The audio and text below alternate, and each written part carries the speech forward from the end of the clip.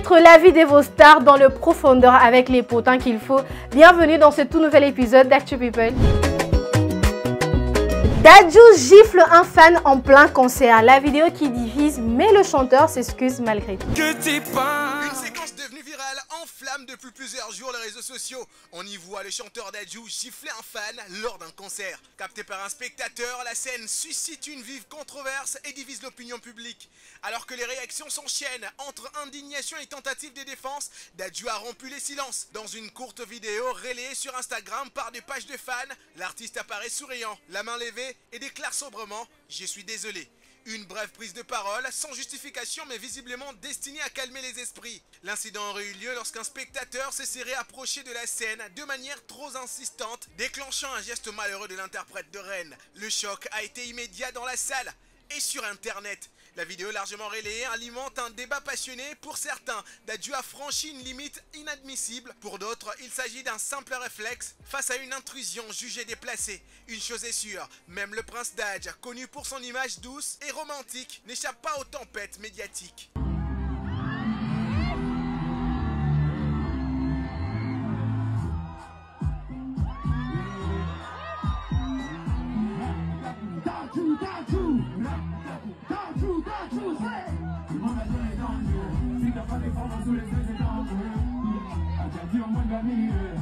Diddy Stone assume son célibat à 26 ans. Zéro copain, zéro flirt, zéro crush.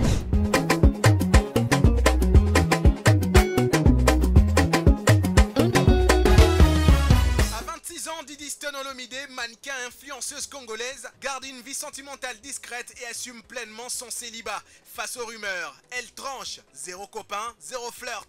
Zéro crush, un choix assumé qu'elle justifie par son refus de céder à la pression sociale qui pousse certaines femmes à s'engager dans des relations toxiques ou précipitées. Elle dénonce ouvertement les injonctions au mariage et préfère prendre son temps plutôt que de finir avec des trocardes, des infidèles notoires et des pervers narcissiques. Pour elle, la solitude est parfois plus saine. Diddy Stone, aussi surpris en affirmant qu'elle ne se voyait pas épouser un homme congolais. Une position qui reflète son désir de s'émanciper des attentes culturelles et familiales, tout en gardant le contrôle sur son image publique et ses choix personnels. Focalisée sur sa carrière internationale, la jeune femme avance à son rythme, éduquée, indépendante et ambitieuse. Elle fait de son épanouissement personnel sa priorité, loin des pressions liées à l'amour ou au mariage. Des choses qu'on s'est promises, tant de choses au fond de moi.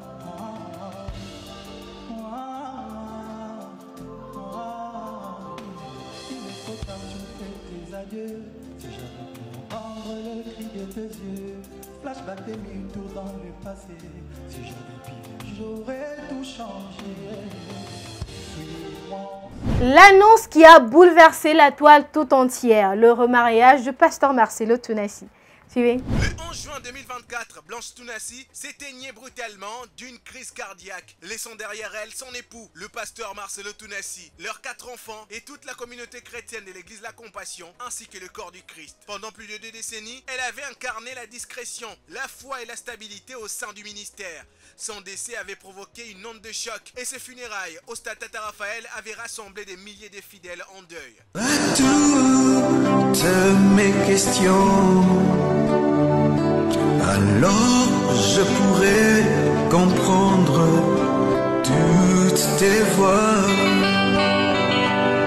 Mais à peine un an après cette perte, l'annonce du remariage du pasteur Marcelo a surpris, voire choqué. Le 23 juillet 2025, il a dit oui à la sœur Esther dans une cérémonie très attendue. L'information confirmée par l'église n'a pas tardé à faire réagir tant dans le cercle religieux que sur les réseaux sociaux. Pour certains, il s'agit d'un choix humain, compréhensible. Construire sa vie après les deuils, surtout lorsqu'on est une figure publique, n'est pas un péché. Mais pour d'autres, ce remariage rapide donne un goût amer à la mémoire de Blanche Tounassi. Beaucoup s'interrogent, fallait-il aller aussi vite? Le deuil d'un amour de 20 ans peut-il vraiment se refermer en 12 mois? L'émotion est vive et les critiques fusent. Entre respect, incompréhension et malaise, la décision du pasteur divise. Si son autorité spirituelle reste intacte pour certains fidèles, d'autres peinent à suivre ce virage personnel. Une chose est sûre, ce remariage ne passera pas inaperçu et le nom de Blanche reste encore dans tous les cœurs. Notre père, l'apôtre Marcelo Tounassi, va se marier ce mercredi 23 juillet 2025. Ça sera à Béchel. Une révélation qui frappe fort, la relation familiale entre Emenkanou et Ferregola. Suivez.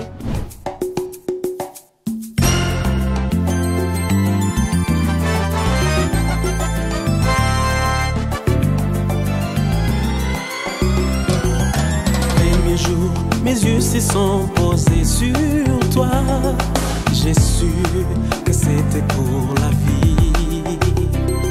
Ton sourire a réveillé la vie en moi. Lors d'une récente interview sur une radio de la place, le chanteur congolais Emenkanou a lâché une révélation pour le moins inattendue. Il est le cousin de Ferregola, figure majeure de la musique congolaise.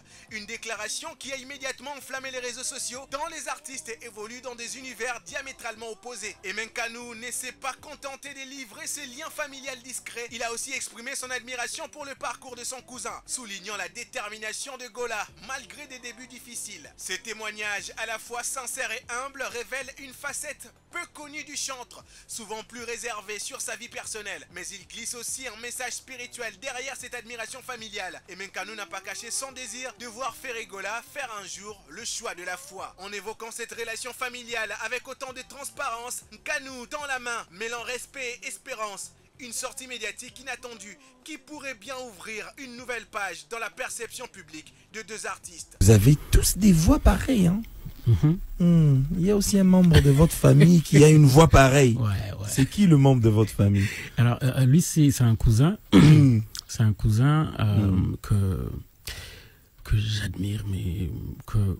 Alors, c'est bizarre. Ok. Parce que lui, c'est ça, c'est entre nous. Hein. Lui, il fait l'inverse ou les contraires de tout ce que je viens de dire. D'accord. C'est-à-dire, c'est une personne qui n'a pas eu la chance d'aller plus loin avec ses études, mais il s'est organisé, j'avoue, plus que moi, au point d'obtenir ce que je n'ai pas. Et chaque fois quand on se voit, me dit si j'avais la voix comme toi. C'est lui qui me dit si j'avais la voix. Lui te dit s'il avait la voix comme toi. Oui, j'ai dit mais moi si j'avais ce qui t'entoure là. Ok. Et c'est comme ça. Et je continue toujours à prier pour lui, comme j'ai prié pour Carlito, comme j'ai prié pour De Baba, comme j'ai prié aujourd'hui pour Kofi, comme j'ai prié aujourd'hui pour beaucoup de musiciens, pour qu'un jour qu'ils se convertissent. Et lui, Bolingo, le cousin en question, au frère Emenkanou, il s'appelle Ferregola. Et voilà, c'était tout pour aujourd'hui. Rendez-vous au prochain épisode d'Actu People pour ne rien rater, surtout de vos scoops préférés. Portez-vous bien et bonne suite de programme sur Neuf TV. Bisous.